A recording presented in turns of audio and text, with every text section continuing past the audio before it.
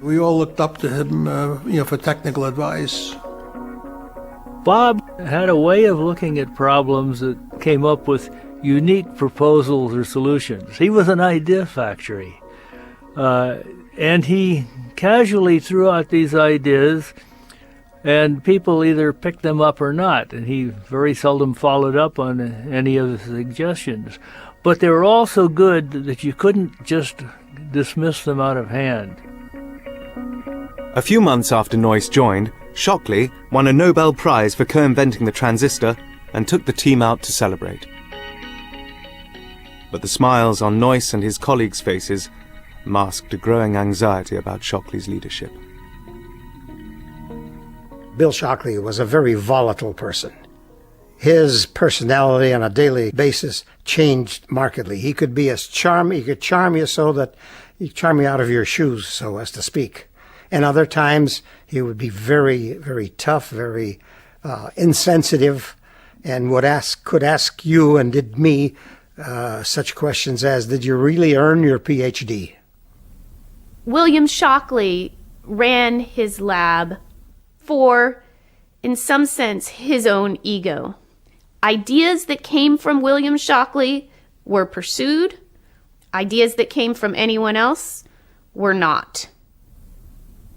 Shockley lost interest in building a silicon transistor and told the team to pursue a new project, which they considered commercially unviable. Finally, 7 of Noyce's colleagues complained to the man funding Shockley, Arnold Beckman. Unfortunately, we discovered that a bunch of young kids had a difficult time shoving aside a recent Nobel laureate. And Dr. Beckman decided to stay with Shockley rather than to do the kind of things we were after. And at that stage, we just felt we had burnt our bridges so badly that there was no way we could repair things at Shockley, and we'd all have to go out and look for other jobs. Starting our own company was not something that was done in those days. There was no venture capital as we know it today, and no history of that. And so that was sort of not number one on the list. And we began to explore this. We decided we really wanted to stay together, and someone came up with the idea, well, why don't we get somebody in New York, see if they can raise money for us? And that's how we contacted Hayden and Stone. I came out to San Francisco with one of the partners of Hayden Stone, and we were very impressed with the 7 of them. The 7 included Julius Blank and Gordon Moore, but not Noyce.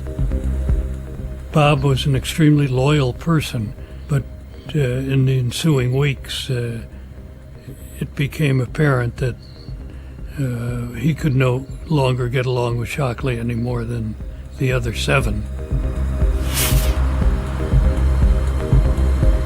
With Noyce on board, the group headed to a San Francisco hotel to meet Arthur Rock and his colleague Bud Coyle. They agreed to form a company with the 2 investment bankers.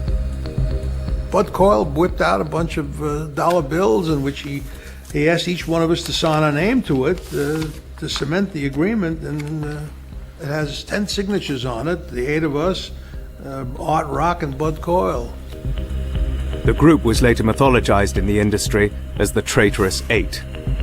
But by spinning off from an established semiconductor company to form their own, Noyce and his colleagues set a precedent for the startups that would drive the growth of Silicon Valley.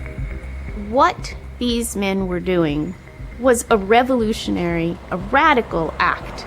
To leave a company, to start another one, this was not done in 1957. Looking at it with hindsight, it's easy to tell that if this was a revolution, what was happening at the Clift Hotel was the signing of the Declaration of Independence. The Shockley defectors had an ambitious proposal. They wanted to find a corporation which would fund them to set up their own semiconductor division, effectively a company within a company, and then share the profits. So we made up a list of about 35 companies, and it appeared that they were all interested, but none of them could see how this would fit in with their corporate culture. So they all passed on it until somebody told me to go see Sherman Fairchild. Sherman Fairchild owned a New York-based technology company. He loaned Noyce and his colleagues more than $1 million to establish their own firm on the West Coast, with the option to buy them out if it was a success.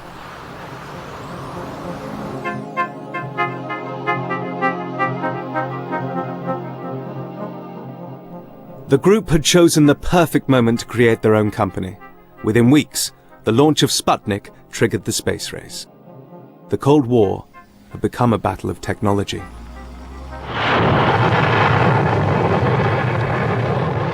You saw an enormous increase, really just a dramatic spike in American spending on not just electronics, but anything that today might be called high tech. And this small group of 8 guys was in the vanguard.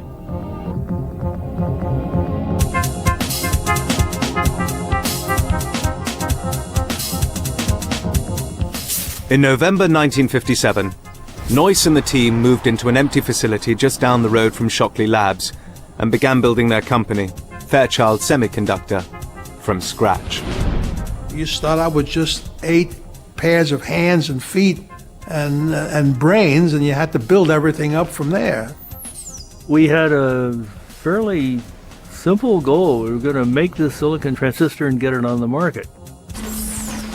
There's an excitement in the air. You don't know what it is, but it's there, and you see people working and getting things done and not fighting about it, but just doing it. As Director of Research and Development, Noyce was the most senior of the 8. But he set about forging a collaborative culture that was ahead of its time. It was crucial to Bob, I think, not to be Bill Shockley. He was not going to be paranoid. So it was a very casual, collegial atmosphere. Anybody could go talk to Bob. He essentially let his people run loose, entrusted them with the company, and they came through. He was the essence of what I would consider a good leader. He could come to you and talk with you and see how he could help you. This is something that Shockley never did. Another source of this type of thinking, undoubtedly, was again Grinnell. He was thinking back to the small town where he grew up. A place where, whether you were the preacher's child or a farmer's kid, it didn't matter. You all were in the same classroom together. You played on the same sports teams. You were all together. And that, he thought, created a vibrant society.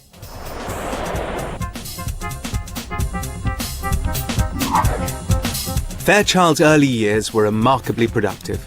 Not only did the team build a commercial silicon transistor, they also devised a way of mass-producing the devices. A pattern of the transistor structure would be projected onto a wafer of silicon.